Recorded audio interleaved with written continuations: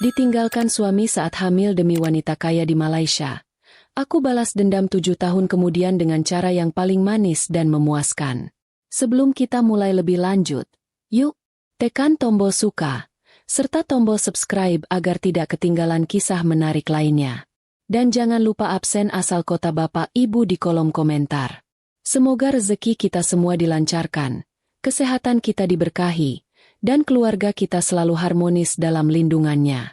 Amin. Resleting koper tua berwarna merah marun itu macet lagi di tikungan terakhir. Seolah ia juga enggan melepaskan pemiliknya pergi jauh. Aku menghela napas panjang, mencoba menahan perutku yang sudah membuncit 7 bulan agar tidak tergencet saat membantu Mas Bayu menutup paksa koper itu. Ini adalah koper pinjaman dari Pak RT, koper legendaris yang katanya sudah pernah keliling tanah suci. Tapi sekarang nasibnya harus turun kasta menemani suamiku jadi TKI di Malaysia. Lucu memang, koper ini terlihat lebih siap berangkat daripada aku yang harus melepasnya. Mas Bayu masih sibuk mematut diri di depan cermin lemari yang retak 1000, menyisir rambutnya dengan minyak rambut super wangi yang baunya bisa tercium sampai kelurahan sebelah. Lelaki itu tampak begitu bersemangat. Berbeda 180 derajat denganku yang sejak semalam cuma bisa menatap langit-langit kamar sambil elus-elus perut. Bayangkan saja, di saat bayi kami, si jagoan kecil yang nendang-nendang terus ini, akan lahir 2 bulan lagi, bapaknya malah mau merantau ke negeri orang. Alasannya klasik, demi masa depan, demi susu anak, dan demi membungkam mulut tetangga yang sering nyinyir kalau motor kami suaranya lebih keras daripada tenaga larinya. Mas Bayu bilang dia dapat tawaran kerja di kilang minyak. Gajinya besar. Cukup buat beli rumah gedongan dalam setahun. Siapa yang tidak tergiur? Istri mana yang tidak mau hidup enak? Tapi entah kenapa, hati kecilku rasanya seperti dicubit-cubit. Perih tapi tidak berdarah. Wajah Mas Bayu terlihat berseri-seri saat ia memamerkan kemeja kotak-kotak barunya yang ia beli di pasar malam minggu lalu.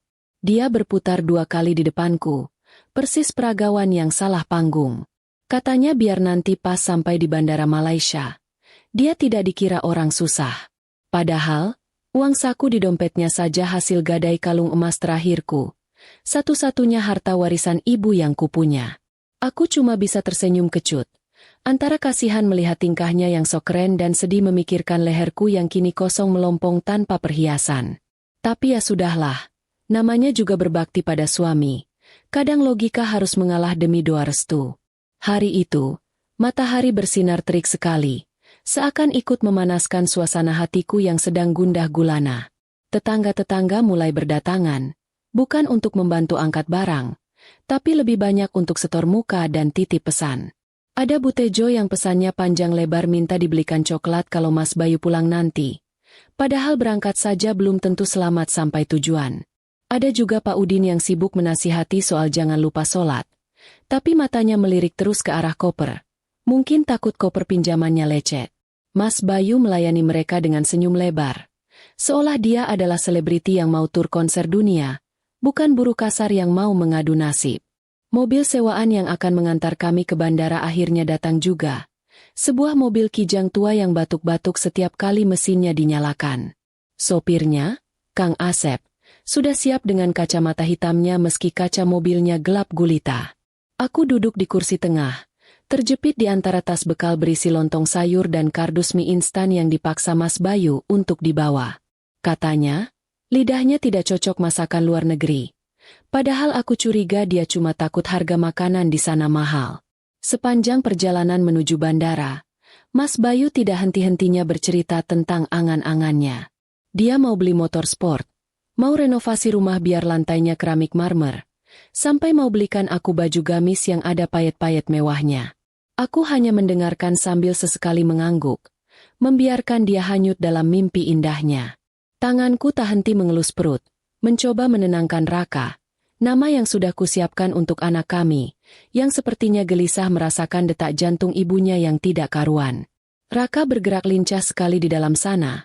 Mungkin dia protes kenapa bapaknya harus pergi di saat dia butuh didengarkan detak jantungnya. Atau mungkin, dia punya firasat yang sama denganku. Firasat buruk yang sejak tadi pagi membuat sarapanku terasa seperti menelan batu kerikil. Tapi aku tepis jauh-jauh pikiran itu. Tidak baik suzon sama suami sendiri yang sedang berjuang. Begitu kata orang-orang tua. Suasana di dalam mobil terasa sesak. Bukan hanya karena AC-nya mati dan diganti angin jendela, tapi karena beban di dadaku makin berat setiap kilometer yang kami lewati.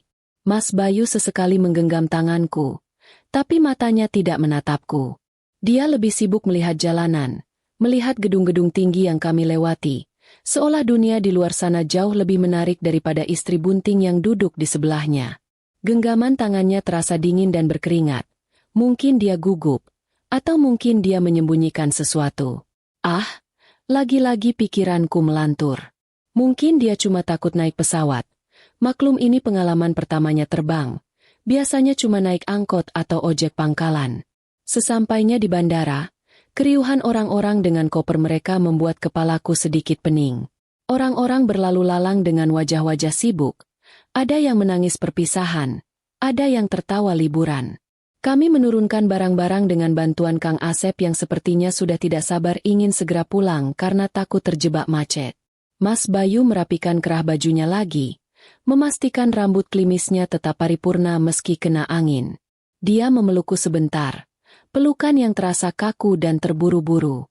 Bau minyak wangi itu menusuk hidungku, bercampur dengan bau keringat dan bau asap knalpot yang menempel di jaketnya.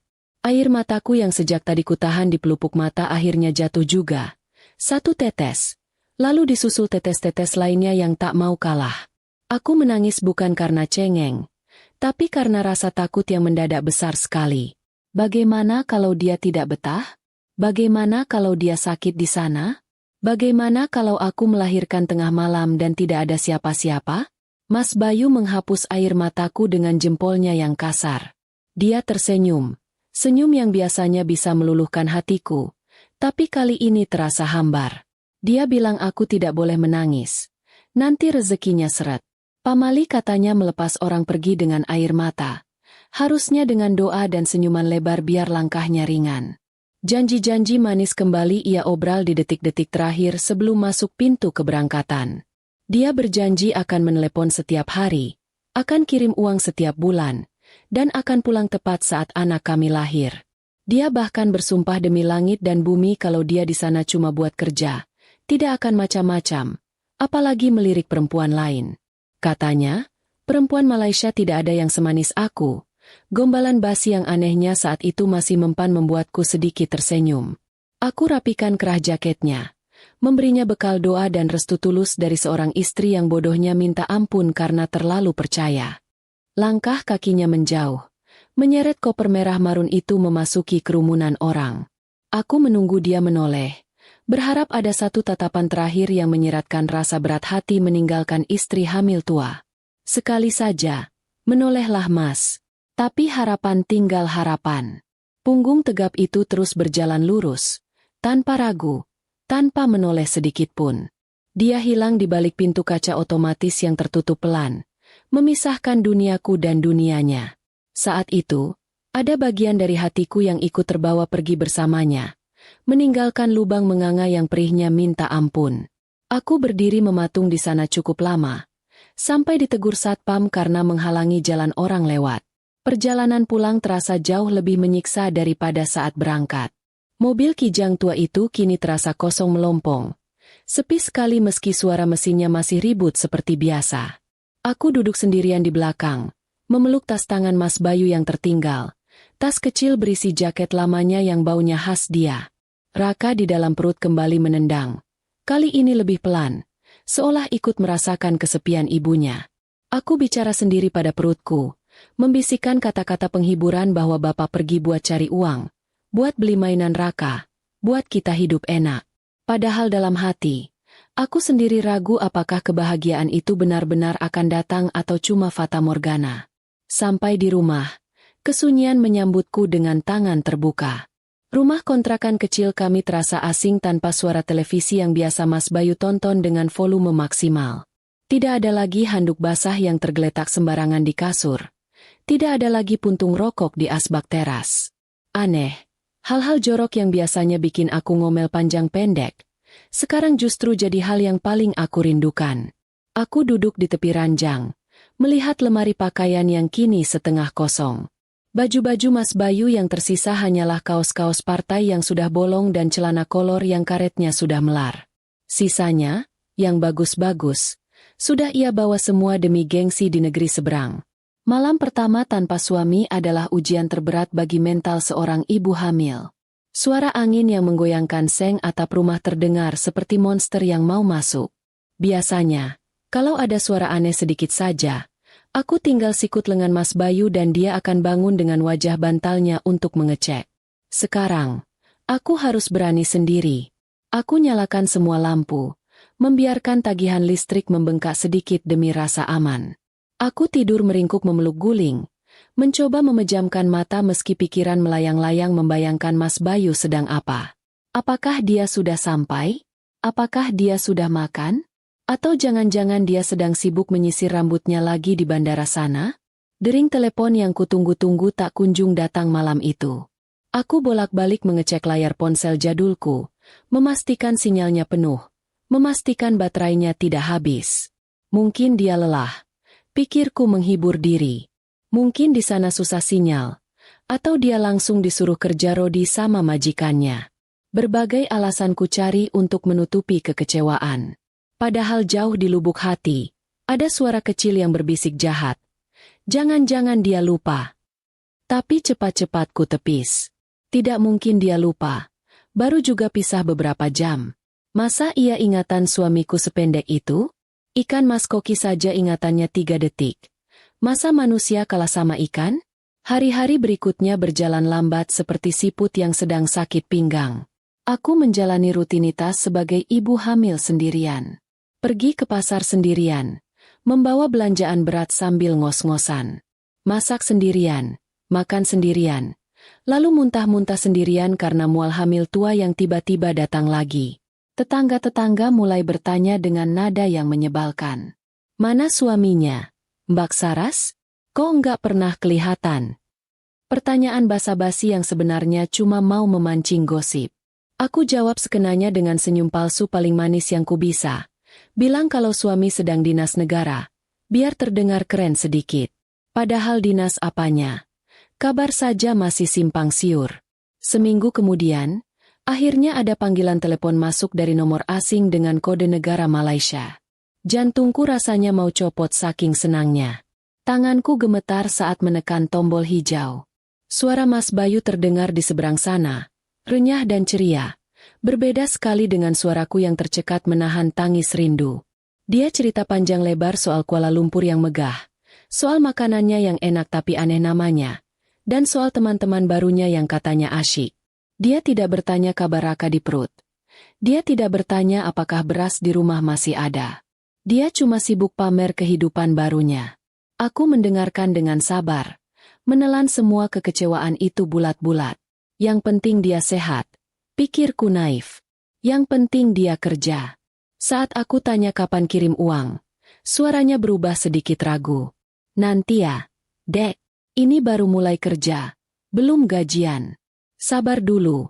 Kan ada tabungan sedikit di bawah kasur. Tabungan apa? Uang di bawah kasur itu cuma recehan sisa belanja bulan lalu. Buat beli garam saja pas-pasan. Tapi aku tidak mau merusak suasana. Aku iakan saja semua omongannya. Seperti kerbau dicocok hidung. Bodoh memang, tapi itulah cinta. Atau mungkin lebih tepatnya, itulah ketakutan kehilangan tulang punggung keluarga. Panggilan itu ditutup dengan janji manis jilid 2. Dia bilang bulan depan pasti kirim banyak. Bisa buat beli perlengkapan bayi yang paling mahal. Aku menutup telepon dengan perasaan campur aduk. Senang karena sudah dengar suaranya. Tapi sedih karena rasanya dia semakin jauh. Bukan jauh jaraknya, tapi jauh rasanya. Ada yang berubah dari nada bicaranya.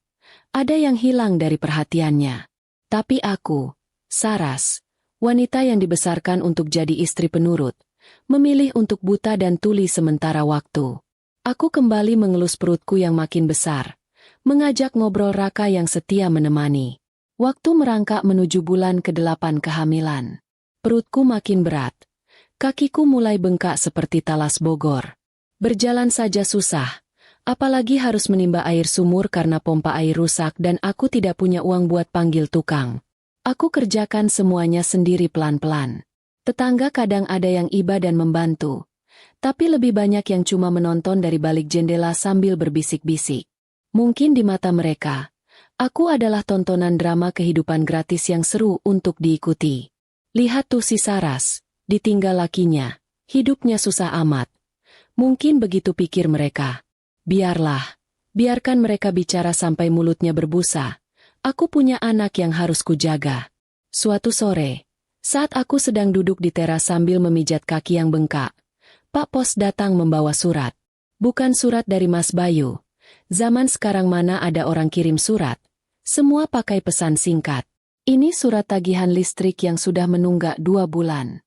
Warnanya merah menyala, seolah meneriakkan peringatan bahaya. Uang simpanan sudah benar-benar habis tak bersisa.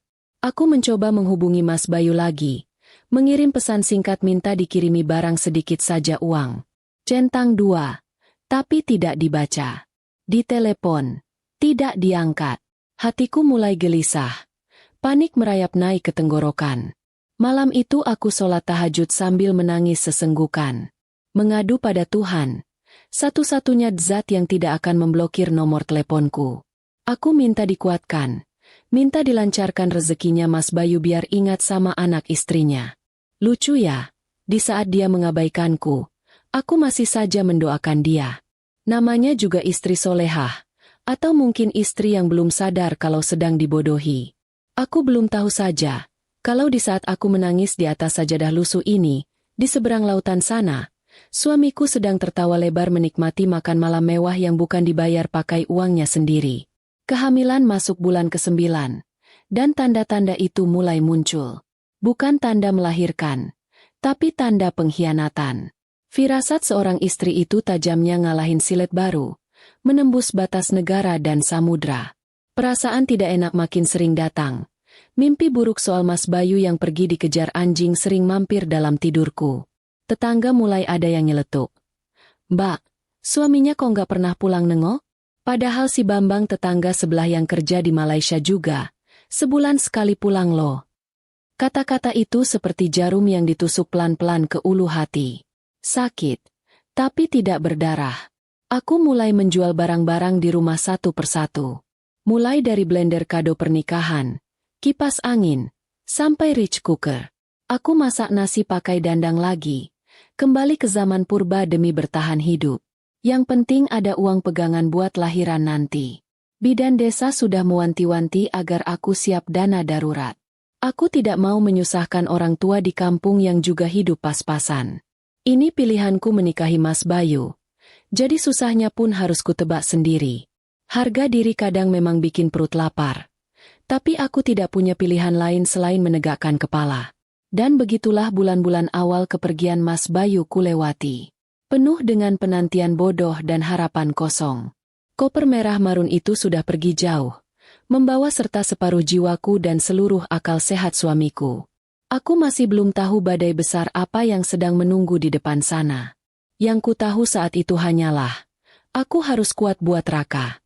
Karena kalau aku roboh, siapa yang akan menopang nyawa kecil ini?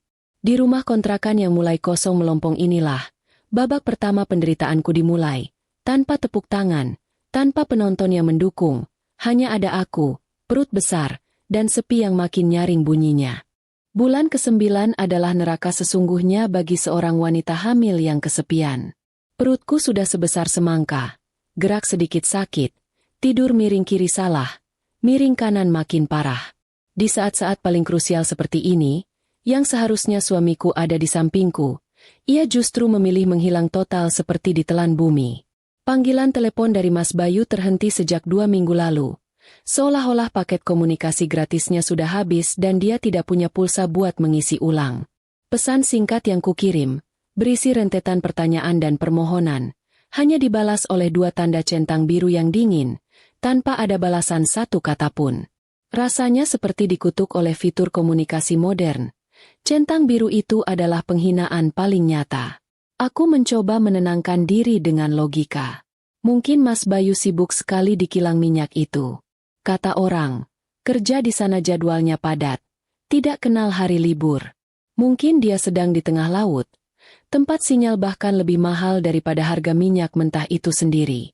Begitu terus aku merangkai alasan, berusaha menutupi fakta bahwa di tengah kegelisahan terbesarku, suamiku memilih diam. Hingga satu malam, aku sudah tidak tahan lagi. Aku telepon lagi nomornya. Berkali-kali, sampai tanganku pegal. Nada sambung berdering, bukan suara Mas Bayu yang kudengar, tapi suara operator yang memberitahu bahwa nomor yang kutuju sudah tidak aktif. Jantungku mencelos, bukan karena teleponnya mati, tapi karena firasat buruk itu kembali lagi, jauh lebih kuat dari sebelumnya. Malam itu, air mataku tumpah ruah. Bukan hanya karena lelah fisik mengurus diri sendiri, tapi karena aku merasa benar-benar ditinggalkan. Aku memeluk Rich cooker bekas yang masih tersisa, benda terakhir yang belum sempat kujual. Aku menangis sampai sakit kepala, sampai Raka di perut ikut-ikutan menendang dengan brutal, seolah dia juga protes pada bapaknya yang ingkar janji. Aku bersumpah saat itu, kalau sampai Mas Bayu kenapa-kenapa, aku tidak akan pernah memaafkannya karena sudah membuatku menderita di saat rentan begini. Tapi aku juga berdoa, semoga ia baik-baik saja dan segera kembali, membawa uang banyak seperti yang ia janjikan. Keadaan ekonomi memaksaku untuk mencari penghasilan tambahan. Mau tidak mau, aku harus bekerja keras meski perutku sudah menghalangi pandangan kakiku. Aku mulai menerima jahitan kecil-kecilan dari tetangga, menjahitkan sarung bantal atau memperbaiki baju bolong. Aku duduk di depan mesin jahit tua milik ibuku, yang bunyinya sudah seperti traktor. Aku menjahit sambil sesekali berhenti karena punggungku sakit tak tertahankan. Uang dari menjahit memang tidak seberapa, tapi cukup untuk membeli beras dan kangkung, asalkan tidak usah memikirkan biaya listrik dan air. Saat sedang asyik menjahit sarung bantal bergambar bunga mawar, tiba-tiba terdengar suara ketukan keras di pintu. Di depan pintu berdiri sosok lelaki yang sangat kukenal. Namanya Jamal, tetangga lama kami yang juga merantau ke Malaysia, tapi setahun lalu dideportasi karena overstay dan berkelahi. Wajahnya terlihat lusuh, seperti habis menempuh perjalanan jauh, dan tatapannya penuh iba saat melihat perutku. Ia membawa bungkusan plastik berisi martabak manis yang wanginya langsung membuat perutku keroncongan. Aku mempersilakan Jamal masuk. Dia duduk dengan canggung, memainkan ujung bajunya. Kami berbasa-basi sebentar soal martabak dan soal Raka yang sebentar lagi lahir. Tapi aku tahu, kedatangan Jamal bukan cuma untuk bertamu atau berbagi martabak. Ada hal serius yang ingin ia sampaikan. Rasa gugupku makin menjadi saat Jamal menghela napas panjang, lalu menatapku dengan mata yang redup. "Saras," katanya. Suaranya pelan sekali, hampir berbisik. "Aku minta maaf sebelumnya kalau kabar ini akan menyakitkan hatimu." Tubuhku langsung tegang. Jantungku berdebar tak karuan, berirama seperti genderang mau perang. Aku memaksakan diri tersenyum. "Ada apa, Mal?" "Santai saja. Mas Bayu sehat-sehat saja, kan? Dia di kilang minyak mana sekarang?" Aku masih berusaha mempertahankan benteng kepercayaanku pada Mas Bayu, meski benteng itu sudah keropos digerogoti waktu dan kebohongan. Jamal menggeleng pelan. Wajahnya makin muram. Ia mengeluarkan sebungkus rokok, meminta izin untuk merokok, lalu menyalakan korek. Asap rokok itu mengepul, seolah menciptakan tabir yang memisahkan aku dari kenyataan. "Aku ketemu Bayu waktu aku lagi kerja serabutan di kawasan Sentul, Kuala Lumpur," kata Jamal memulai ceritanya. Dia tidak kerja di kilang minyak, Saras. Dia sopir pribadi. Sopir pribadi untuk orang kaya. Hatiku mulai terasa nyeri, tapi aku masih berusaha berpikir positif. "Oh, mungkin dia ganti pekerjaan, Mal. Sopir pribadi gajinya kan lumayan juga." Jamal menggeleng lagi. Kali ini lebih tegas. "Bukan itu masalahnya, Saras. Wanita yang dia antar jemput itu, namanya Puan Sri. Dia pengusaha catering besar di Selangor. Aku lihat sendiri, Bayu tinggal di rumahnya. Rumah besar, bukan di asrama TKI."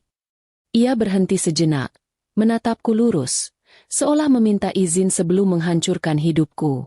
"Dan Puan Sri itu, dia sudah jadi istrinya Bayu.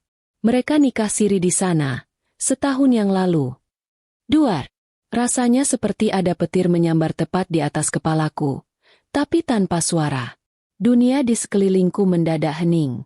Aku tidak bisa mendengar suara napas sendiri. Kalimat itu, sudah jadi istrinya Bayu, berputar-putar di telingaku seperti kaset rusak. Aku menatap Jamal dengan pandangan kosong, mencoba mencerna informasi yang sungguh di luar batas nalar. 1 tahun yang lalu, berarti Mas Bayu sudah berkhianat sebelum dia pamit resmi ke Malaysia. Sebelum janji-janji manis itu diobral di bandara. Jamal menyerahkan secari kertas lusuh. Ini alamat rumah mereka, dan ini nomor telepon Bayu yang baru. Aku dapat dari teman kerjanya. Aku minta maaf Saras. Aku tidak tega melihatmu di sini sendirian sambil hamil besar, sementara dia di sana hidup enak. Aku mengambil kertas itu, tapi aku tidak bisa merasakan sentuhannya. Tanganku terasa mati rasa.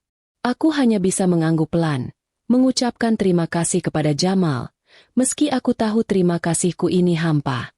Setelah Jamal pergi, aku terduduk di lantai, membiarkan tubuhku yang berat ini ambruk. Air mata yang tadi tertahan, kini keluar tanpa suara, mengalir deras membasahi pipi. Ternyata, centang biru di ponselku bukan karena Mas Bayu sibuk atau tidak ada sinyal. Centang biru itu karena dia sedang sibuk memulai hidup baru, dengan wanita baru, dan melupakan keberadaanku serta Raka. Aku memeluk lututku, menangis sesenggukan. Rasa sakitnya melebihi sakit pinggang hamil tua. Ini adalah luka pengkhianatan yang paling dalam. Aku tidak tahu harus marah kepada siapa. Kepada Mas Bayu yang tega berbohong? Kepada Puan Sri yang merebut suamiku? Atau kepada diriku sendiri yang begitu bodoh dan naif? Semua pertanyaan itu menari-nari di kepala, tanpa jawaban yang jelas. Dengan sisa tenaga, aku merangkak ke tempat tidur. Aku ambil ponsel. Tanganku gemetar hebat saat mengetik nomor telepon baru Mas Bayu. Hanya sekali dering. Suara wanita asing, dengan logat Melayu yang kental, langsung menyambut. Halo. Siapa di sana? Suaranya terdengar angkuh dan dingin. Saya Saras. Istrinya Bayu. Tolong panggilkan Mas Bayu, saya mau bicara. Jawabku, suaraku bergetar tak karuan. Hening sejenak. Lalu, wanita itu tertawa kecil, tawa yang menusuk telinga. Oh, Yu rupanya. Aku sudah tahu siapa Yu. Jangan buang masa Yu lagi. Bayu sudah tak kenal Yu. Apa maksudmu? Aku istrinya. Aku sedang hamil anaknya. Teriakku. Air mata kembali membanjiri wajah. Hamil? Anak? Itu urusan Yulah. Bayu di sini senang, bahagia. Tak mahu dengar cerita susah Yu itu. Bayu mahu hidup baru yang senang. Jangan ganggu kami lagi. Ya? Kalau Yu mahu anak Yu ada bapak. Cari bapak baru saja. Jangan ganggu suami orang. Katanya dengan nada mencemooh. Lalu telepon ditutup tiba-tiba. Aku menatap ponselku yang sudah mati. Terpaku. Lidahku keluh. Aku bahkan tidak sempat bicara sepatah kata pun dengan Mas Bayu. Dia memilih wanita itu untuk menjawab panggilanku. Dia memilih orang lain untuk memberitahuku bahwa aku sudah dibuang.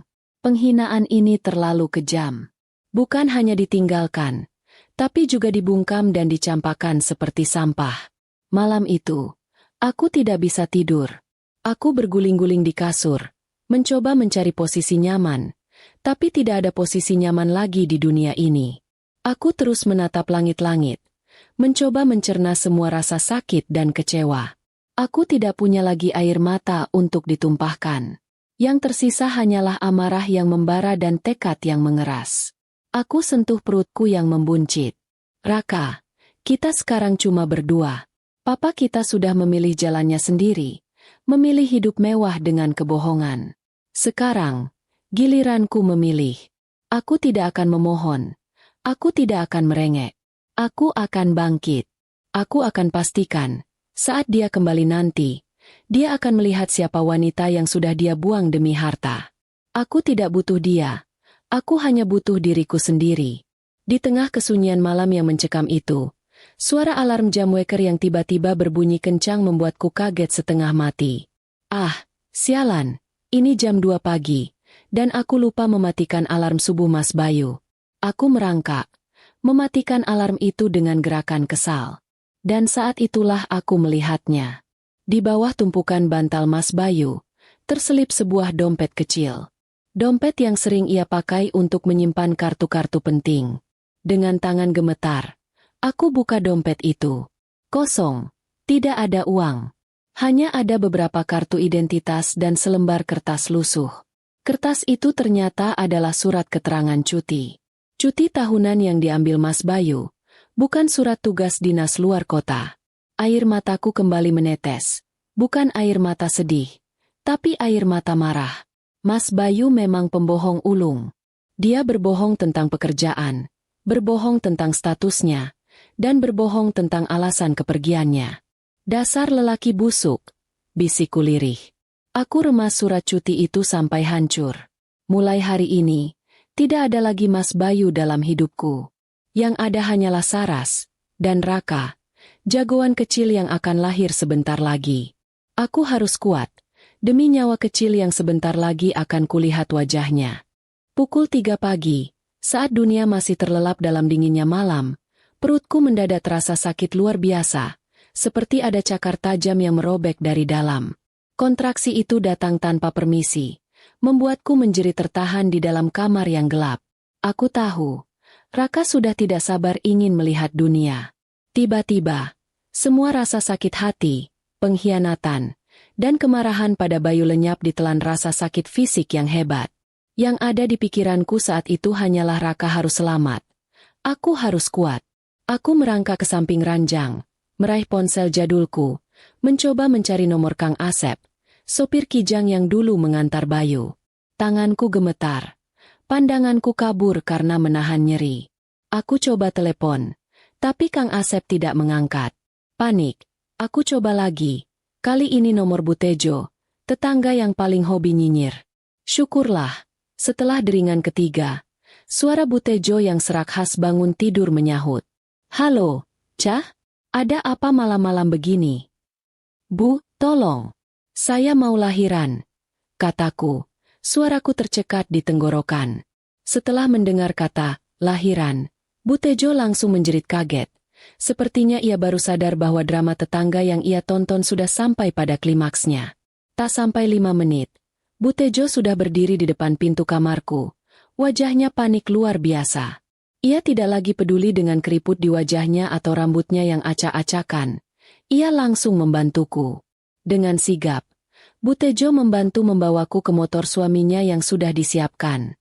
Perjalanan menuju klinik bidan desa terasa seperti perjalanan terjauh dan tersulit yang pernah kulalui.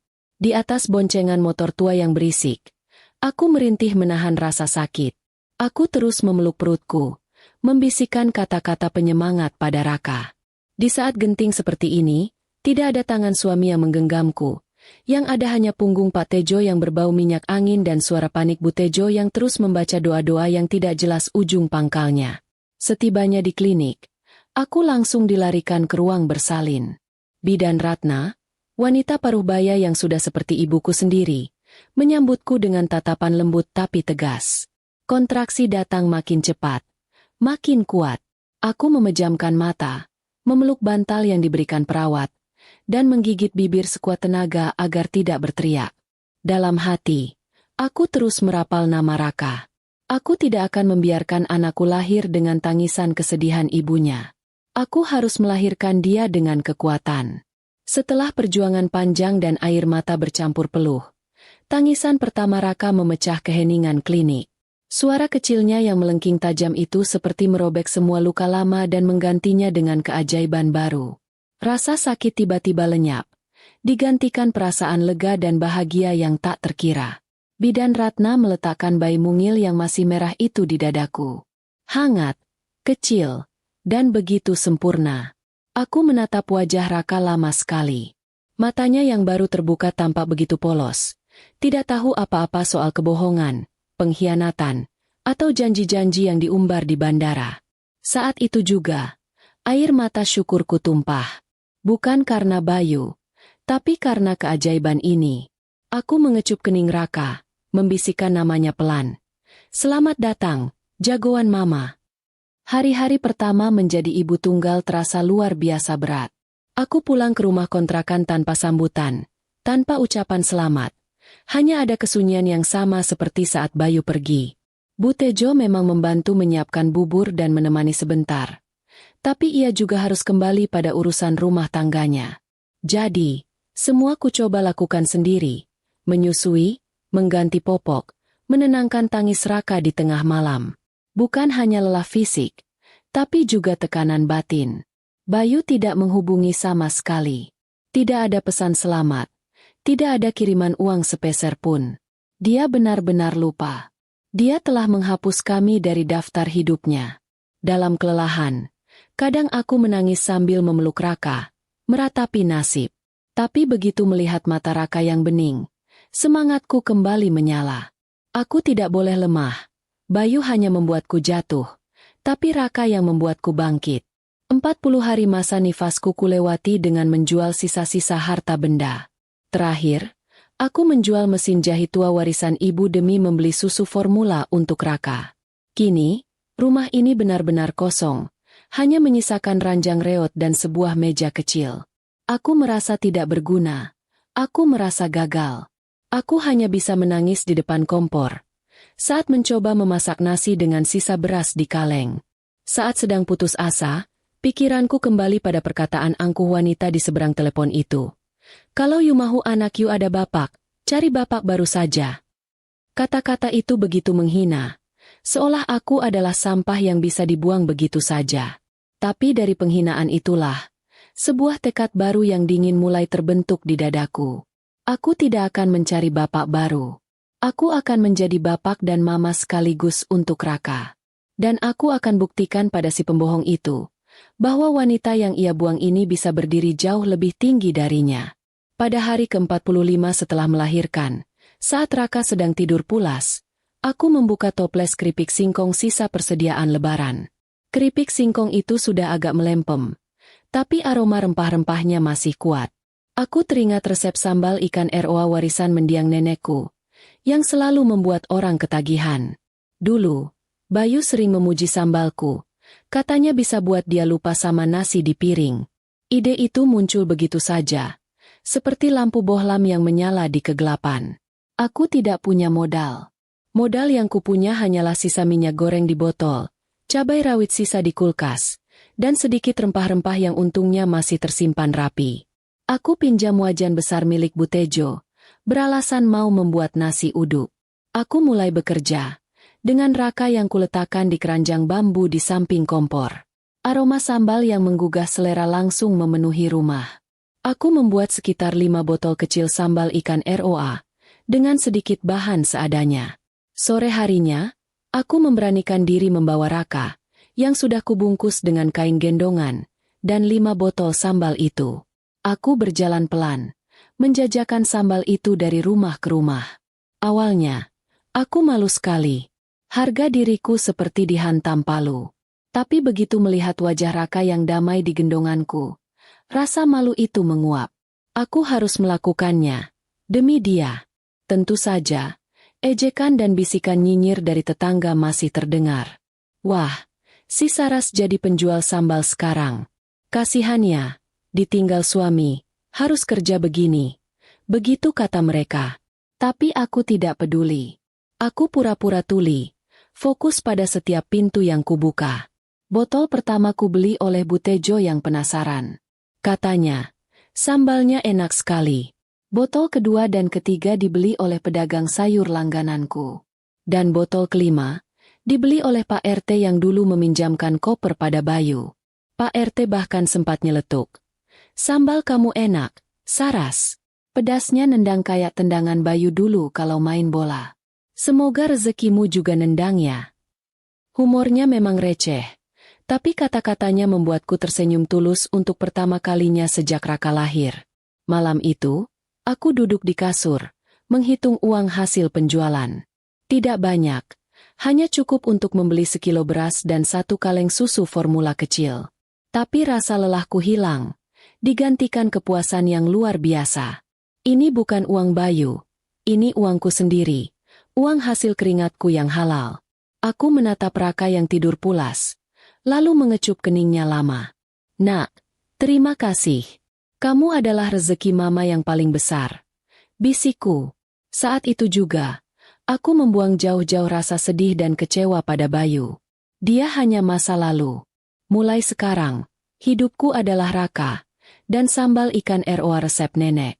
Aku akan jadikan sambal ini jembatan untuk menuju kesuksesan. Aku akan tunjukkan pada Bayu dan wanita angku di Malaysia itu, bahwa wanita yang mereka anggap beban dan sampah ini, adalah wanita yang akan bangkit dan menjadi juragan. Tekadku sudah bulat, sekuat rasa pedas sambal warisan nenekku. Pagi buta, aroma harum cabai rawit yang ditumis dengan bawang merah memenuhi kontrakan kecilku, menjadi wewangian baru yang jauh lebih menjanjikan daripada minyak rambut klimis Bayu. Aku tidak lagi mengandalkan tetangga yang beli karena kasihan. Aku mulai serius meracik sambal ikan ROA dengan resep warisan nenek, menjadikannya senjata utamaku melawan kemiskinan dan pengkhianatan.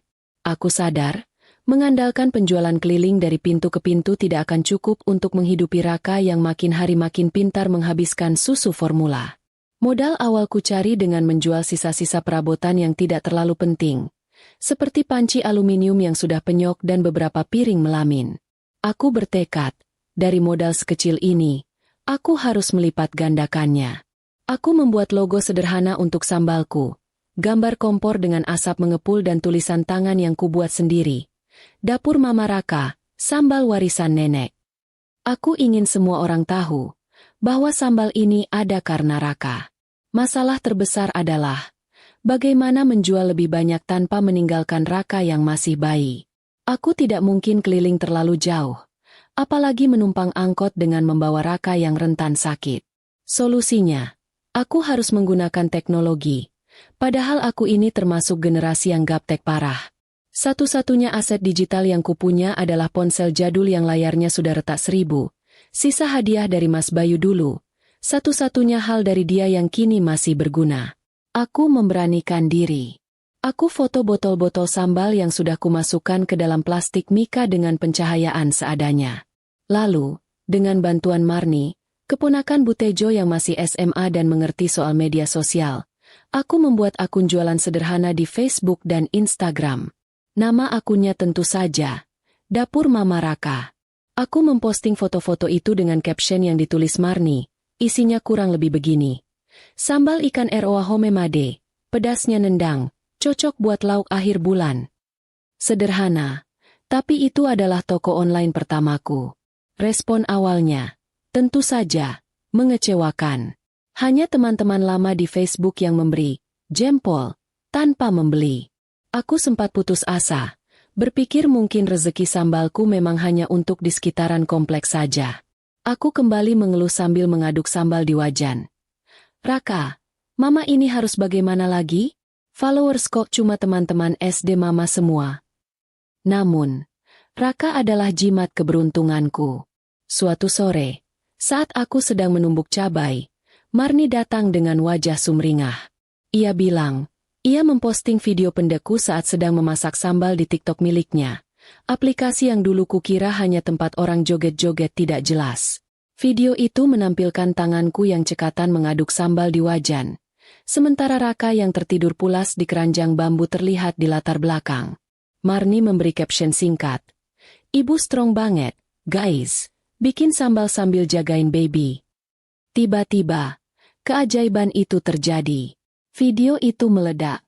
Keesokan harinya, aku terbangun karena suara notifikasi ponsel yang berbunyi tiada henti, seperti ada pesta kembang api di dalam tas.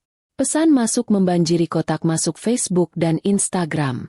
Ratusan komentar memenuhi postingan sambal, dan yang paling membuatku terkejut, ratusan pesan masuk menanyakan cara pemesanan.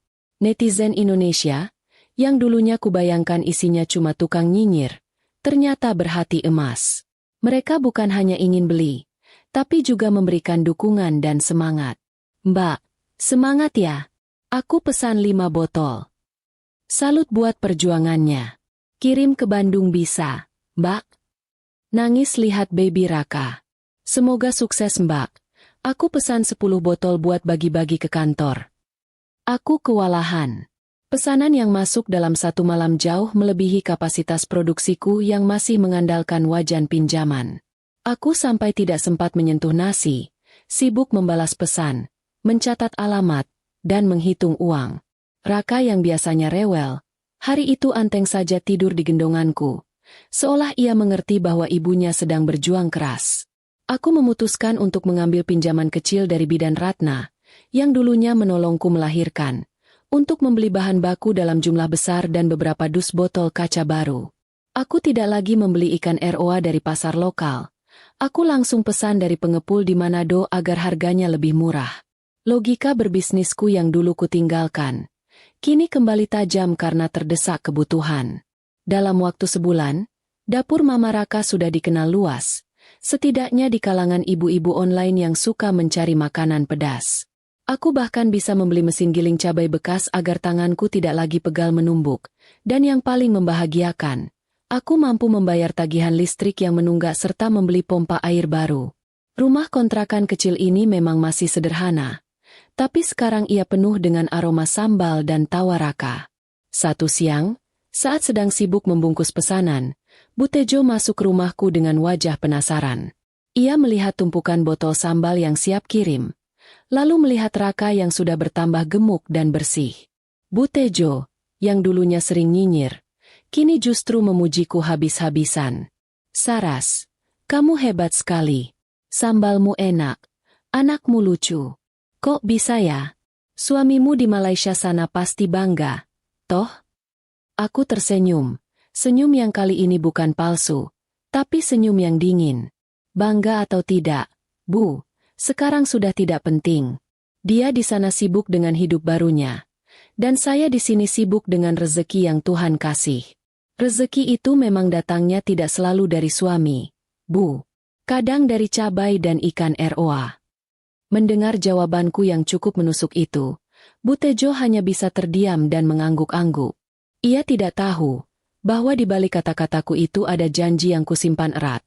Kesuksesan ini bukan untuk membanggakan Bayu. Kesuksesan ini adalah untuk membalasnya. Aku memutuskan untuk tidak mencari tahu lagi kabar Bayu. Nomor teleponnya sudah kublokir. Akun media sosialnya sudah kutinggalkan. Dia sudah mati bagiku. Fokusku hanya satu, membesarkan Raka dan membesarkan dapur Mama Raka agar kelak aku bisa membeli rumah impianku, rumah yang seharusnya ia janjikan. Aku harus buktikan bahwa wanita yang ditinggalkan saat hamil adalah wanita yang paling kuat dan paling mampu meraih mimpinya sendirian. Tawa Raka yang pecah saat aku menggendongnya menuju kota kardus berisi paket kiriman adalah musik terbaik yang pernah kudengar.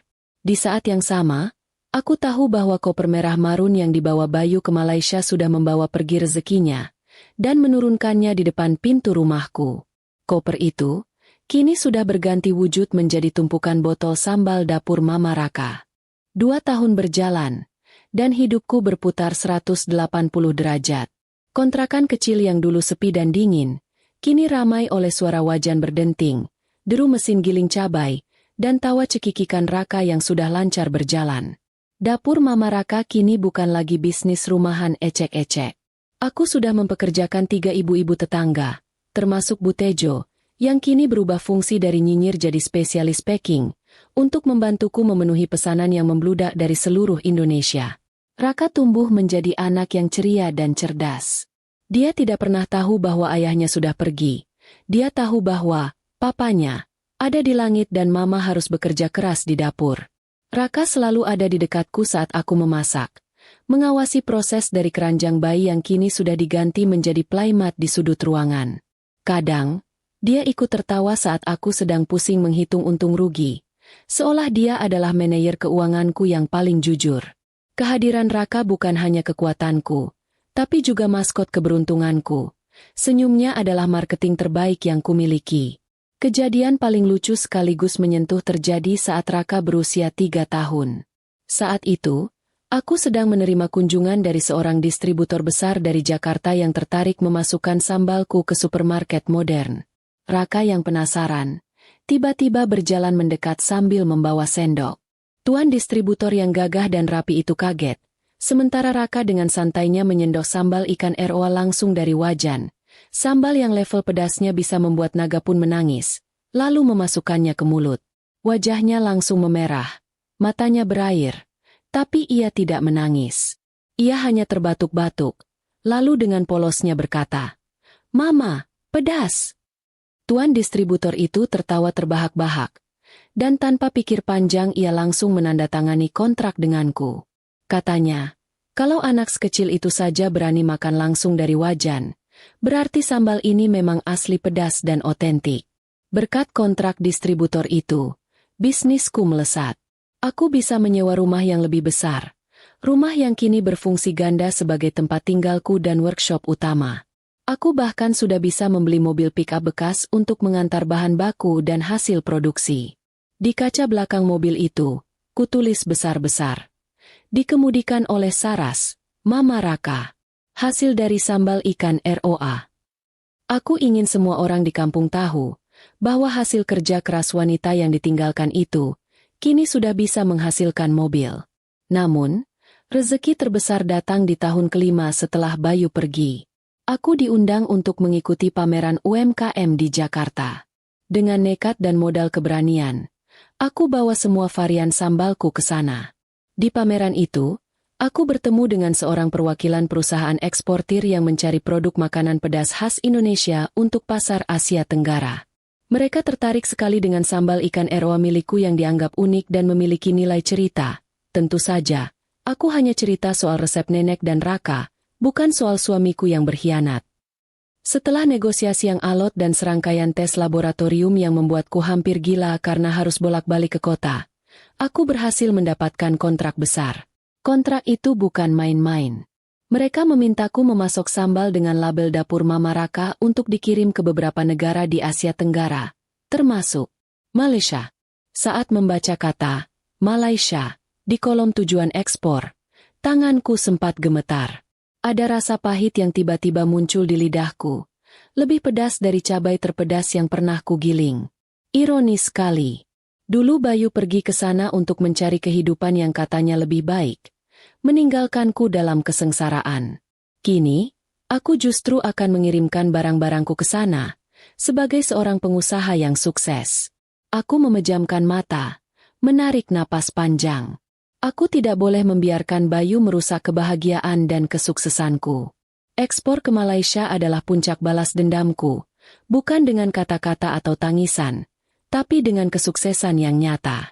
Biar saja Puan Sri itu mencium aroma sambal ikan ROA di supermarket sana, dan dia akan tahu bahwa wanita dari kampung yang suaminya ia rebut, kini adalah seorang eksportir. Aku menelpon pengacara untuk segera mengurus surat cerai secara in absentia. Aku tidak mau ada ikatan hukum apapun lagi dengan Bayu. Aku harus bebas sepenuhnya. Aku menutup malam itu dengan memeluk Raka yang kini sudah kelas 1 SD. Dia mencium pipiku, lalu bertanya, "Mama, kenapa senyum-senyum sendiri?" "Mama senang, Nak. Sebentar lagi sambal kita akan jalan-jalan ke luar negeri." Jawabku. "Wah, hebat. Sambal kita lebih hebat dari papa teman-temanku." "Ya, Papa mereka cuma ke Jakarta," kata Raka polos. Aku hanya tersenyum. "Ya, Nak, sambal kita memang lebih hebat dari ayahmu sendiri. Ayahmu pergi dengan koper pinjaman, dan kita mengirim kontainer berisi mimpi yang sudah jadi kenyataan." Saat aku melihat Raka tertidur, wajahnya yang damai membuat hatiku tenang. Sekarang, aku tidak lagi menyimpan dendam. Yang kumiliki hanyalah tekad untuk maju. Tapi aku juga punya janji pada diriku sendiri. Suatu hari nanti, Bayu pasti akan kembali. Dan saat itu terjadi, ia harus melihat seberapa jauh aku sudah melangkah. Kemenanganku tidak akan lengkap jika ia tidak menyaksikan kehancurannya sendiri. 7 tahun telah berlalu sejak Bayu menghilang di balik pintu kaca bandara. 7 tahun. Waktu yang cukup untuk mengubah seorang istri yang ringkih menjadi seorang pengusaha yang tangguh. Dapur Mama Raka kini telah resmi menjadi PT Saras Boga Mendunia, dan aku sedang dalam proses meresmikan kantor pusat baru di pusat kota, dekat dengan jalur tol untuk memudahkan pengiriman. Aku sudah bukan lagi Saras yang mudah menangis. Aku adalah Saras yang setiap keputusannya bernilai jutaan. Satu sore, Aku mengendarai mobil baruku, sebuah mobil SUV yang nyaman dan mewah, bersama Raka. Kami baru saja pulang dari acara penyerahan bantuan sosial ke panti asuhan sebagai bagian dari program tanggung jawab sosial perusahaanku. Raka duduk di kursi belakang, sibuk dengan buku pelajarannya, sesekali bernyanyi pelan. Perasaan syukurku meluap-luap melihat betapa bahagianya Raka. Anak yang dulu lahir tanpa didampingi ayahnya kini hidup berkecukupan. Saat melewati jalanan pinggiran kota yang ramai dengan pasar tumpah, aku menghentikan mobil di lampu merah yang cukup panjang. Mataku tidak sengaja tertuju pada sebuah warung kopi sederhana di tepi jalan. Di sana, duduklah seorang lelaki dengan penampilan yang sangat lusuh. Bajunya kumal, rambutnya gondrong tidak terurus, dan ia sedang menyeruput kopi hitam dengan wajah yang terlihat sangat lelah. Aku menatapnya sekilas, lalu kembali melihat ke depan. Namun, ada sesuatu yang membuatku merasa aneh. Ada debaran samar di dada yang sudah lama menghilang. Aku menoleh lagi ke arah warung kopi itu. Kali ini lebih lama dan lebih fokus. Lelaki itu mendongak. Matanya bertemu pandang denganku sesaat, sebelum ia buru-buru menunduk. Aku membeku. Meskipun kulitnya sudah gelap terbakar matahari, tubuhnya kurus kering, dan wajahnya dipenuhi jambang yang tidak rapi, aku mengenali tatapan matanya. Mata itu, mata yang dulu pernah kupuja, mata yang dulu penuh janji manis palsu. Itu Bayu. Aku hampir tidak percaya. Ini Bayu? Lelaki yang dulu pergi dengan kemeja kotak-kotak rapi dan minyak rambut wangi semerbak, kini terlihat seperti gelandangan yang baru turun dari bus antar kota. Dia terlihat jauh lebih tua dari usianya, dan aura kesombongan yang dulu selalu ia bawa sudah lenyap, digantikan oleh aura keputusasaan yang kentara. Jantungku berdebar kencang. Kali ini bukan karena cinta, tapi karena kejutan. Tangan yang memegang setir gemetar. Raka yang menyadari mobil berhenti terlalu lama, bertanya, "Mama kenapa?" Lampunya sudah hijau, Ma. Aku memaksa diri untuk menarik napas panjang, menenangkan diri. Lampu sudah hijau, klakson dari mobil di belakang sudah berbunyi memekakkan telinga. Aku harus segera pergi. Tapi naluriku sebagai seorang wanita yang pernah disakiti menolak untuk beranjak. Aku meminggirkan mobil di bahu jalan, memasang lampu darurat. "Raka, kamu tunggu sebentar di sini ya, Nak. Mama mau ambil sesuatu di warung sana. Jangan buka pintu, kunci mobilnya jangan dicopot," kataku pelan, berusaha agar suaraku terdengar normal. Raka mengangguk patuh, sibuk lagi dengan bukunya. Aku turun dari mobil. Jantungku masih berdebar tak karuan. Aku berjalan perlahan menuju warung kopi itu. Setiap langkah terasa berat, seperti berjalan di atas pecahan kaca. Aku mengenakan pakaian kerjaku yang rapi dan elegan, dengan tas tangan yang harganya bisa membeli 3 karung beras. Aku adalah Saras, founder PT Saras Boga Mendunia, dan aku datang sebagai penonton untuk menyaksikan karma. Bayu masih duduk di sana. Kini punggungnya membelakangiku. Dia sibuk mengobrol dengan pemilik warung, seolah sedang meminta rokok gratis. "Permisi," kataku. Suaraku terdengar tegas dan dingin, sama sekali berbeda dengan suara Saras yang dulu memohon iba. Bayu menoleh. Matanya membulat sempurna saat melihatku. Ia terdiam. Cangkir kopinya hampir saja jatuh dari tangannya. Ekspresi wajahnya bercampur antara kaget, malu, dan sedikit ketakutan. Mungkin ia mengira sedang berhalusinasi. "Saras," bisiknya pelan, nyaris tak terdengar. Ia langsung berdiri, berusaha merapikan rambutnya yang awut-awutan dengan gerakan canggung. Aku tidak menjawab. Aku hanya berdiri tegak, melipat tangan di dada, membiarkan dia menyaksikan perubahan drastis dalam diriku. Aku membiarkan dia menatap pakaianku, menatap perhiasan kecil yang melingkar di leherku, dan menatap aura keberhasilan yang kini melingkupiku. "Ngapain kamu di sini?" tanyaku, suaraku datar tanpa emosi. Aku tidak ingin ada nada sedih atau marah, hanya nada bisnis. Bayu menunduk, tidak berani menatap mataku lebih lama. Aku baru pulang dari Malaysia, Ras. Sudah sebulan. Aku di kampung," katanya. Suaranya terdengar serak. "Pulang? Setelah 7 tahun? Setelah aku melahirkan sendirian? Setelah kamu menyuruh wanita lain memblokir teleponku? Aku sengaja melontarkan pertanyaan itu tanpa jeda, tanpa nada emosi, seolah sedang membaca daftar kesalahan klien di rapat. Bayu kembali mengangkat wajahnya. Kini matanya berkaca-kaca. Aku minta maaf, Ras. Aku tahu aku salah. Aku bodoh. Aku kehilangan segalanya di sana. Istriku yang dulu, dia bangkrut, lalu menceraikanku. Aku diusir, dan harus pulang sebagai imigran gelap. Aku tidak punya apa-apa lagi. Aku menatapnya lurus. Rasa iba itu tidak muncul. Yang kurasakan hanyalah kepuasan yang dingin. Oh, jadi dia bangkrut, dan kamu dibuang? Sekarang kamu kembali ke tempat sampah yang dulu kamu anggap rendah. Bayu berlutut, tepat di depan kakiku, di tengah keramaian pasar sore. Gerakannya cepat sekali, seperti sudah terbiasa bersujud. Saras, tolong aku minta maaf. Aku mau lihat Raka. Aku mau menjadi ayah untuknya.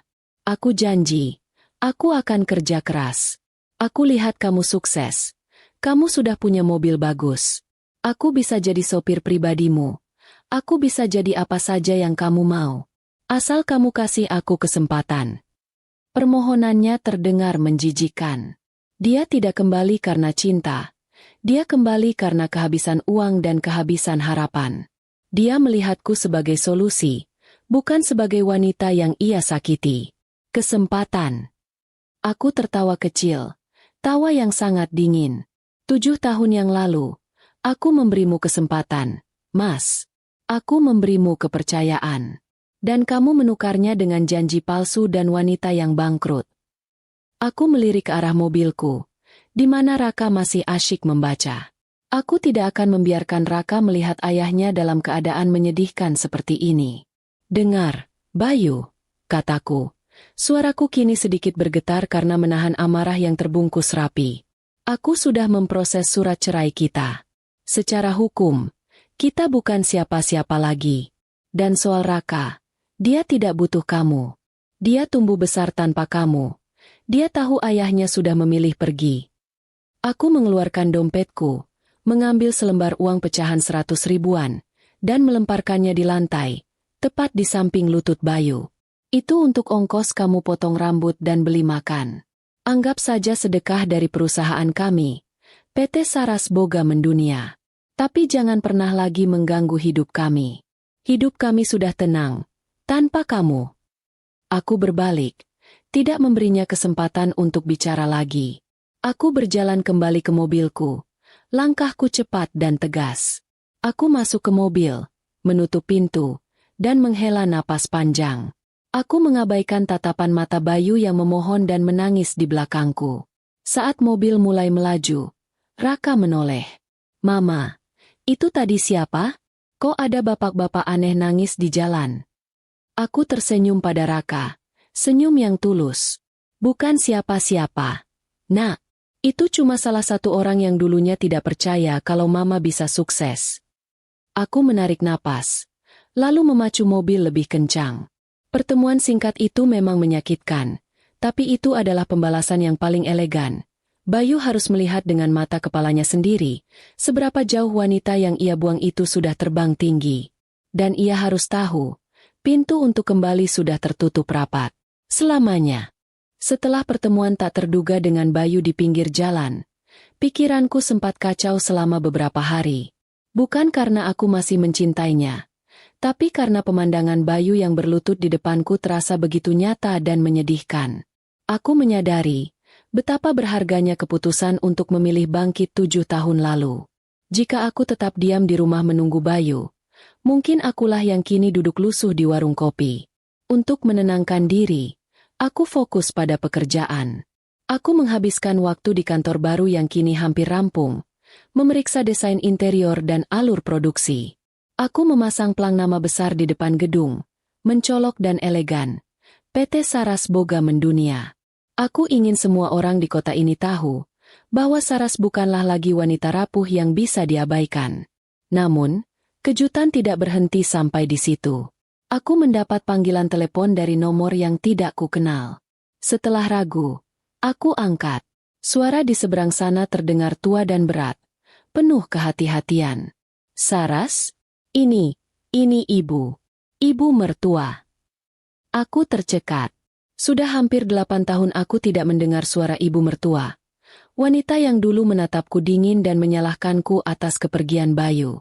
Wanita yang dulu membiarkan anaknya berbohong dan menikah lagi. Aku menarik napas dalam-dalam, menekan tombol speaker agar tanganku bisa bebas memegang pena. Ya, Bu. Ada apa? Tanyaku.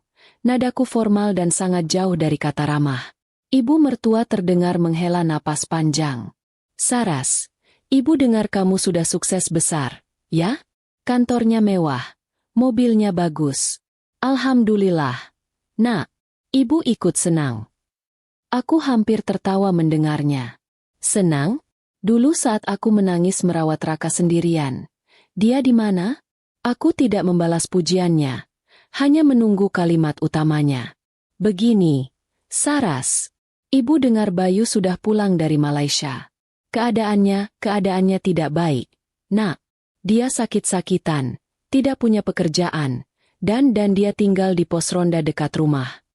Suara ibu mertua mulai terdengar bergetar, penuh keprihatinan yang terlambat. Lalu, apa hubungannya dengan saya, Bu? Aku memotongnya cepat, tidak ingin mendengarkan detail penderitaan Bayu. Ya Tuhan, Saras, dia itu masih suamimu. Maaf, Bu. Surat cerai saya sudah diproses in absentia sejak 2 tahun lalu. Dan hakim sudah mengabulkannya.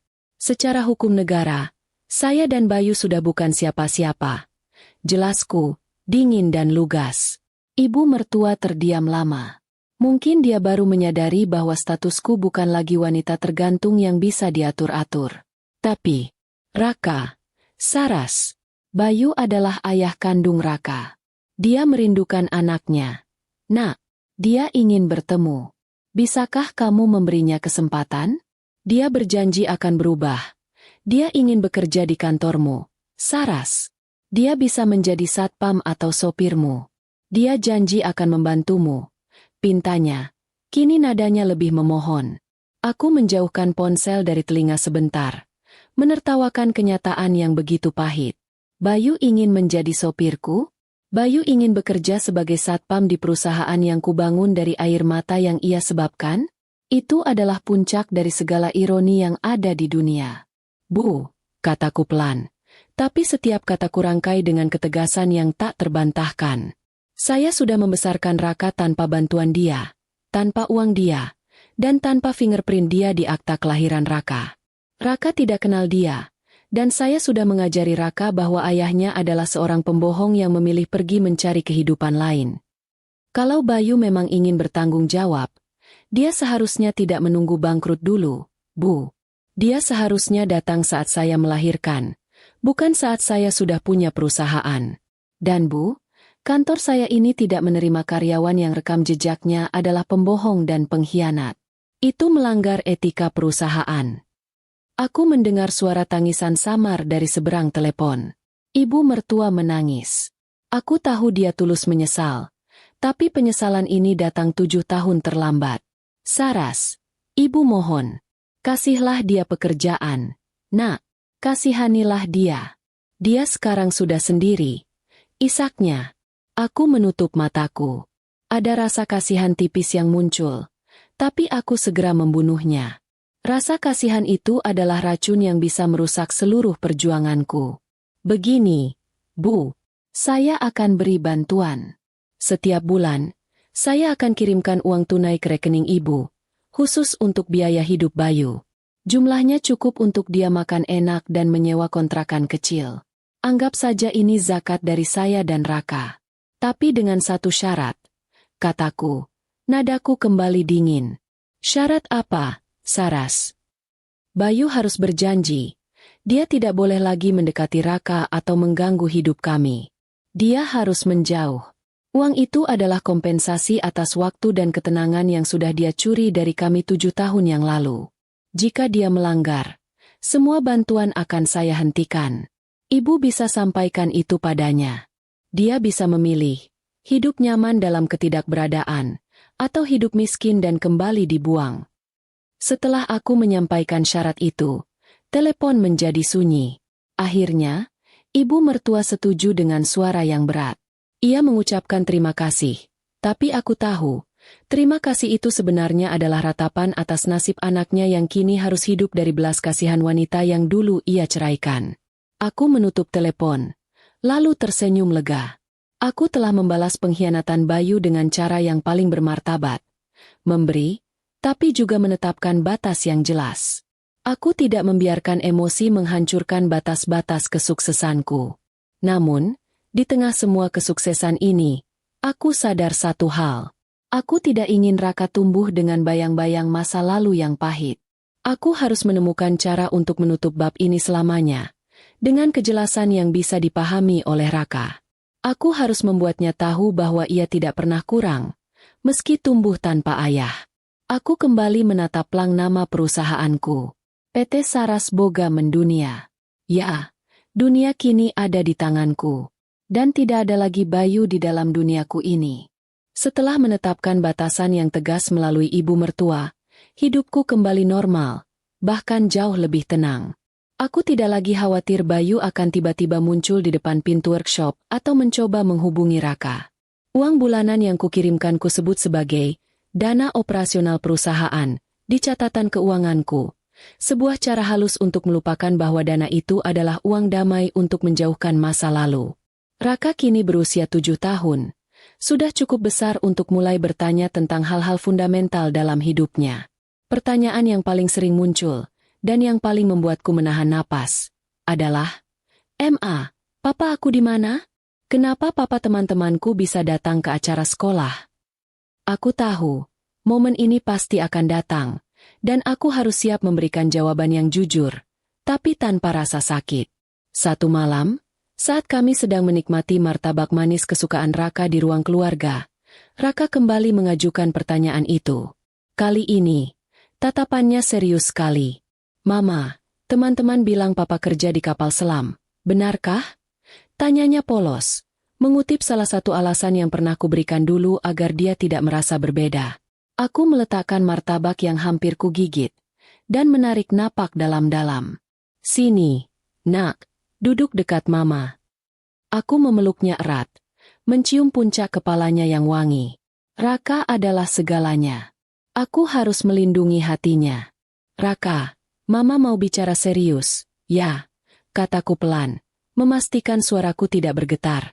Dulu, saat Raka masih di perut mama, papa memang pergi bekerja jauh sekali. Sangat jauh, melewati laut, ke negara lain. Papa bilang dia akan cari uang yang banyak untuk kita. "Tapi kenapa papa tidak pulang?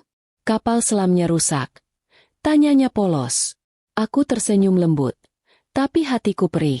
Kapal selamnya tidak rusak, nak. Tapi, papa memilih untuk tidak kembali. Dia memilih jalan hidup yang lain di sana. Papa memutuskan bahwa papa lebih bahagia dengan kehidupan yang baru, tanpa mama dan tanpa Raka. Wajah Raka yang ceria mendadak berubah bingung. "Maksudnya papa meninggalkan kita, Ma?" Aku mengangguk. "Iya, nak. Papa meninggalkan kita." Saat itu, mama sendirian dan sangat sedih. Mama harus melahirkan Raka tanpa didampingi papa. Mama sempat bingung, bagaimana caranya kita bisa makan dan bagaimana mama bisa membelikan Raka susu. Aku menunjuk rak di belakang kami, tempat berjejer botol-botol sambal ikan ROA dalam berbagai varian. "Tapi, lihat ini, sayang." Mama tidak menangis lama-lama. Begitu Raka lahir, mama sadar, mama harus kuat. Mama harus jadi mama yang paling hebat di dunia ini untuk Raka. Mama ingat resep sambal nenek, dan mama mulai bekerja keras. Mama berjanji pada Raka yang masih bayi, bahwa mama akan membuat hidup kita jauh lebih baik daripada yang pernah papa janjikan. Raka menatap botol-botol sambal itu, lalu kembali menatapku. "Jadi, sambal ini yang membuat mama hebat?" "Iya, nak. Sambal ini adalah bukti cinta mama. Mama tidak membangun dapur mama Raka karena mama marah pada papa. Mama membangunnya karena Mama sangat mencintai Raka. Dan Raka berhak mendapatkan yang terbaik. Mama membangun ini sendirian, dengan keringat dan air mata, tanpa bantuan siapapun. Aku memegang kedua pundaknya. Jadi, Raka harus tahu, kamu tidak kekurangan apa-apa. Kamu tidak punya ayah yang hebat, tapi kamu punya Mama yang sangat hebat dan berjuang mati-matian hanya untuk kamu. Mama ingin Raka tahu, bahwa kita tidak butuh orang yang meninggalkan kita untuk menjadi bahagia dan sukses. Kita sudah sukses tanpa dia. Raka mencerna kata-kataku lama sekali. Lalu, ia tiba-tiba memelukku erat-erat. Terima kasih, Ma. Mama memang lebih hebat dari papa teman-temanku. Mereka tidak punya pabrik sambal. Raka tertawa, dan aku ikut tertawa lega. Beban berat di dadaku terangkat sudah. Raka tidak merasa sedih atau kurang, ia justru merasa bangga. Aku berhasil menanamkan narasi yang benar, bahwa kepergian Bayu bukanlah kegagalan kami, melainkan titik awal kebangkitan yang heroik. Setelah pembicaraan itu, pertanyaan Raka tentang ayahnya praktis menghilang. Ia hanya fokus pada aktivitas perusahaan dan sering ikut denganku saat aku menghadiri acara pameran atau pertemuan bisnis. Di mata Raka, aku adalah superwoman yang menciptakan kerajaan dari sebotol sambal. Namun, rezeki memang datang dari arah yang tak terduga, dan seringkali membawa masalah. Salah satu karyawan gudang yang baru direkrut secara tidak sengaja menemukan foto pernikahanku yang lama dengan Bayu, terselip di dalam laci meja kerja lamaku. Karyawan itu, tanpa bermaksud jahat, ternyata adalah tetangga lama Bayu di kampung. Kabar tentang kembalinya Bayu yang menyedihkan dan sukses besarku pun mulai berembus kencang di lingkungan kantor. Satu siang, saat aku sedang rapat penting dengan tim pemasaran, tiba-tiba Bu Tejo, yang kini menjabat sebagai kepala divisi packing, masuk dengan wajah pucat. Maaf, Mbak Saras. Ada yang melamar pekerjaan di sini. Dia menunggu di pos satpam. Bisiknya. Lamar kerja? Suruh ke HRD saja. Bu, kenapa ibu yang datang? Tanyaku bingung. Bu Tejo mencondongkan tubuhnya, berbisik. Itu Bayu, Mbak. Dia melamar sebagai petugas kebersihan. Katanya, kalau tidak diterima di dalam, dia mau tidur di luar pagar kantor. Aku menyuruh semua tim rapat bubar, lalu menatap Bu Tejo lama. Di satu sisi, aku sudah mengirimkan uang damai pada ibu mertua. Di sisi lain, Bayu melanggar janji dan datang langsung ke wilayah kekuasaanku. Ini adalah pelanggaran batas yang harus diselesaikan langsung olehku. Aku menghela napas, lalu tersenyum tipis. Baiklah, Bu Tejo. Suruh dia tunggu di lobi. Saya akan menemuinya di sana. Saya punya penawaran pekerjaan yang mungkin sangat menarik untuknya. Aku bangkit, merapikan pakaianku. Aku berjalan menuju lobi kantor yang megah itu dengan langkah pasti. Jantungku berdebar, tetapi bukan karena gugup, melainkan karena ini adalah babak terakhir dari kisah balas dendam yang sudah kubangun selama 7 tahun. Lobi kantor PT Saras Boga mendunia terasa dingin dan berkelas, dipenuhi aroma kopi premium yang kusediakan khusus untuk tamu penting. Di salah satu sofa kulit mahal, duduklah sosok yang membuatku harus menahan senyum puas. Bayu. Penampilannya jauh lebih menyedihkan daripada saat kami bertemu di pinggir jalan. Ia mengenakan kaos lusuh yang terlihat beberapa ukuran lebih kecil, celana panjang yang sudah pudar warnanya, dan sandal jepit yang talinya hampir putus. Wajahnya kurus, penuh dengan bayangan hitam di bawah mata, dan ia tampak sangat tidak nyaman duduk di sofa mahal itu. Ia terlihat seperti orang asing di tengah kemewahan yang seharusnya ia miliki. Aku melangkah mendekat. Langkahku yang berala sepatu hak tinggi terasa berdentum di lantai marmer, menarik perhatian semua mata di lobi. Aku duduk di kursi di hadapannya, menyilangkan kaki dengan anggun, dan meletakkan tangan di atas meja. Aku sengaja membiarkan dia menatapku lama, membiarkan dia menatap keindahan dan kesuksesan yang ia buang. Selamat siang, Bapak Bayu Ramadan. Kataku, nadaku sangat formal, seperti seorang pewawancara HRD yang sangat senior. Bayu langsung berdiri dengan canggung, membungkuk sedikit. Siang. Saras. Maaf, Bu Saras. Terima kasih sudah mau menemui saya, katanya. Suaranya bergetar. Duduklah. Saya dengar Anda melamar sebagai petugas kebersihan. Tanyaku, mengambil formulir lamaran kerja yang sudah disiapkan HRD. Bayu mengangguk cepat. Iya, Bu. Saya butuh pekerjaan apa saja. Saya janji akan bekerja keras. Saya bisa dipercaya. Aku membaca formulir itu sekilas, lalu meletakkannya di meja. Sayangnya, formasi petugas kebersihan kami sudah penuh. Tapi, saya tertarik dengan pengalaman Anda sebagai sopir pribadi di Malaysia. Anda melamar di perusahaan saya. Anda tahu siapa pemilik perusahaan ini? Bayu menelan ludah. Matanya berkaca-kaca. Saya tahu, Bu. Anda adalah Saras. Saya tidak tahu harus berkata apa. Saya minta maaf atas semua kesalahan saya di masa lalu. Saya menyesal. Saras. Saya sangat bodoh. Maaf Anda tidak menjawab pertanyaan saya, Bapak Bayu. Potongku tegas. Saya bertanya, apakah Anda tahu siapa pemilik PT Saras Boga Mendunia ini? Anda, Bu. Anda pemiliknya. Saras, dulu istri saya, katanya. Kini nada bimbingannya mulai muncul. Aku tersenyum tipis. Bagus. Itu berarti Anda tahu bahwa Anda sedang melamar pekerjaan kepada wanita yang pernah Anda bohongi, Anda tinggalkan, dan Anda ceraikan secara sepihak saat ia sedang hamil tua. Benar begitu, Bapak Bayu. Wajah Bayu memerah, penuh rasa malu. Ia menunduk, tidak sanggup menatap mataku. Iya, Bu. Benar. Saya mengakui semua kesalahan itu. Saya sudah menerima karma saya di Malaysia. Saya sudah kehilangan segalanya. Saya mohon, Saras, beri saya kesempatan. Saya hanya ingin menebus dosa saya, dan melihat Raka. Menebus dosa.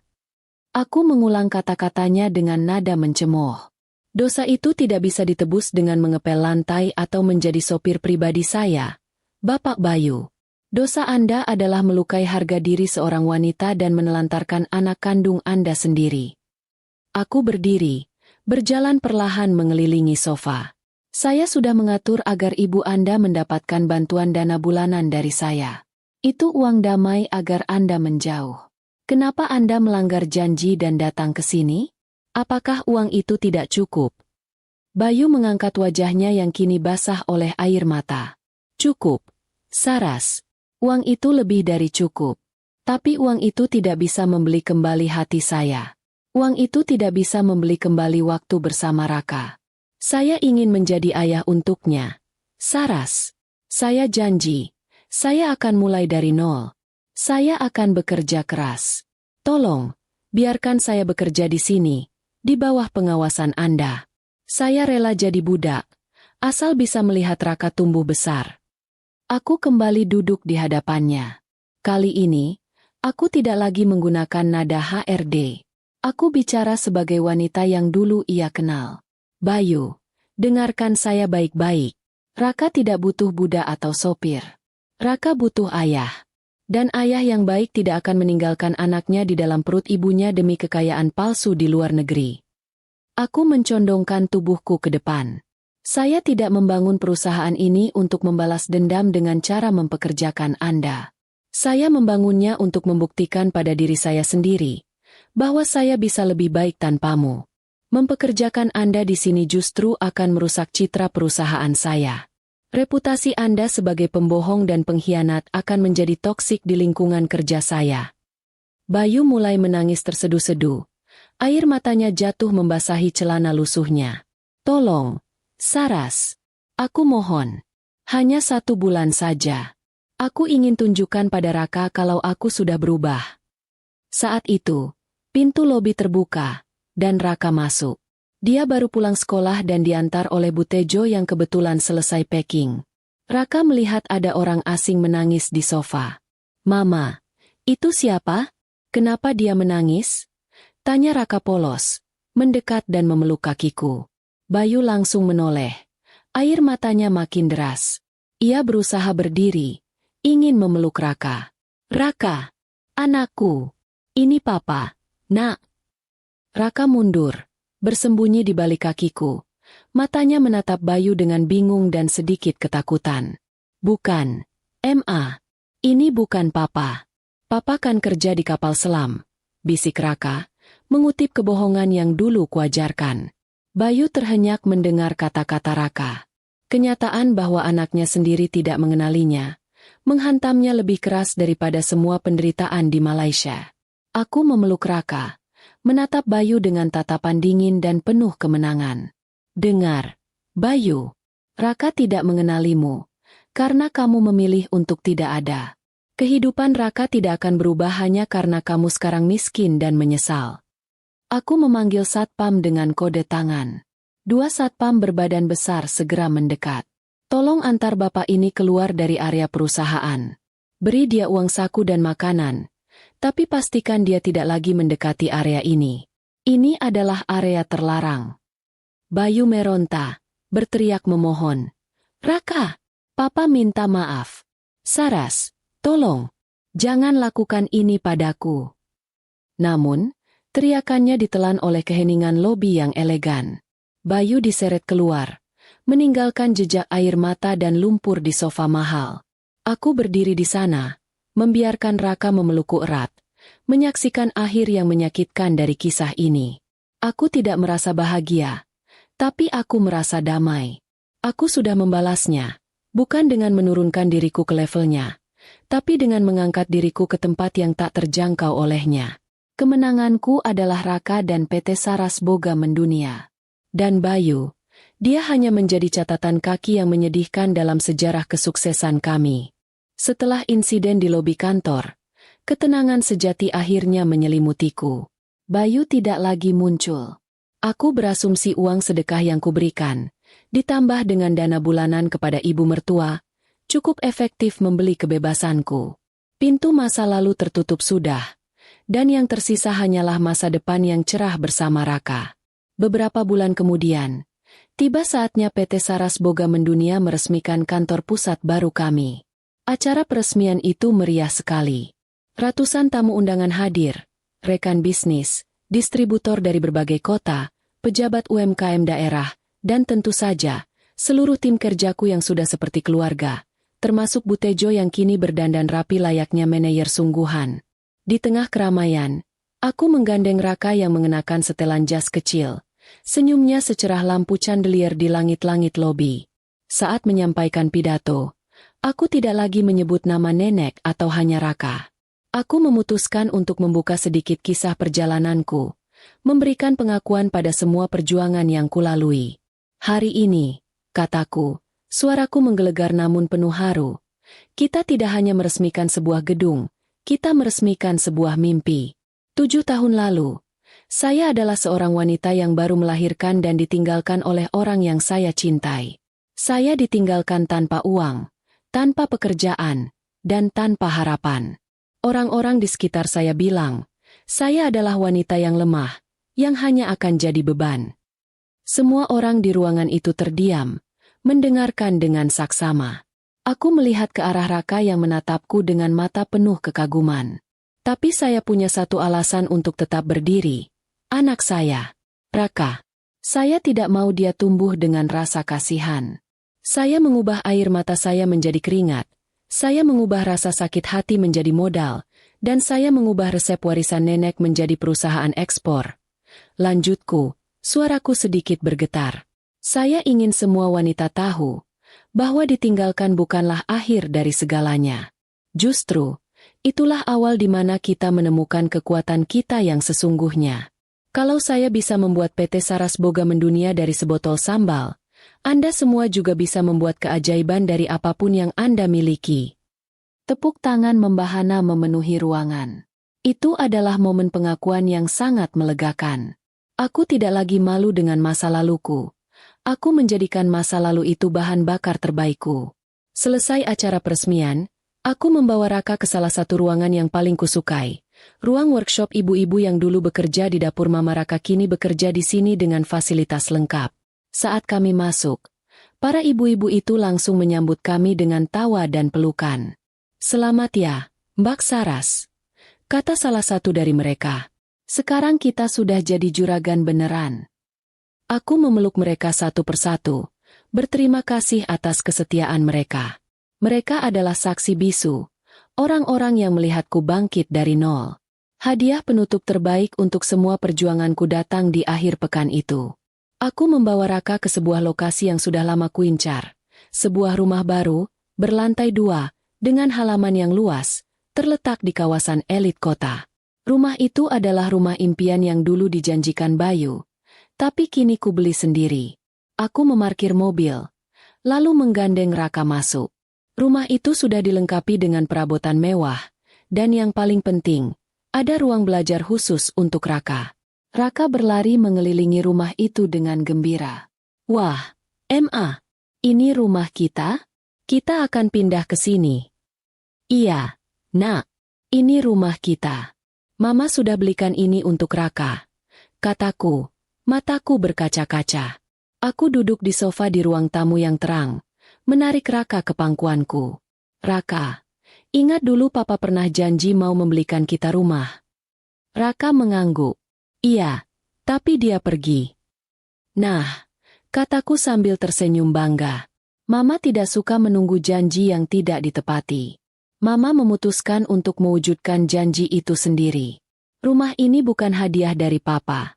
Nak, rumah ini adalah hadiah dari Mama, hasil keringat Mama, dan hasil dari keberanian Mama untuk tidak menyerah. Ingat ya, Nak, kita tidak butuh laki-laki manapun di dunia ini untuk memberikan apa yang kita inginkan. Kita bisa mewujudkannya sendiri. Raka menatapku dengan mata berbinar, lalu memelukku erat-erat. Mama memang superwoman. Saat aku menatap rumah megah yang kini kumiliki, aku teringat koper tua merah marun yang dibawa Bayu 7 tahun lalu. Koper itu membawa janji kosong dan pengkhianatan. Kini, Bayu mungkin masih hidup dalam penderitaan dan penyesalan. Aku tidak tahu, dan aku tidak peduli. Aku membalas perlakuan Bayu bukan dengan membalas sakit hati, tapi dengan membuktikan nilai diriku. Aku membalasnya bukan dengan air mata, tapi dengan kesuksesan yang tak terjangkau. Aku membalasnya bukan dengan memohon, tapi dengan berdiri di atas kerajaan yang kubangun sendiri, kerajaan yang diresmikan di hari yang sama dengan Bayu yang diusir dari pintu gerbangnya. Kisahku selesai. Kisah tentang wanita yang memilih mengubah luka menjadi kekuatan, dan membuktikan bahwa rezeki wanita pejuang jauh lebih besar dan lebih berkah daripada janji-janji palsu seorang lelaki. Dan inilah hadiah terbaik untuk seorang pejuang, kebahagiaan yang dibayar dengan harga diri, kerja keras, dan cinta tulus dari sang anak.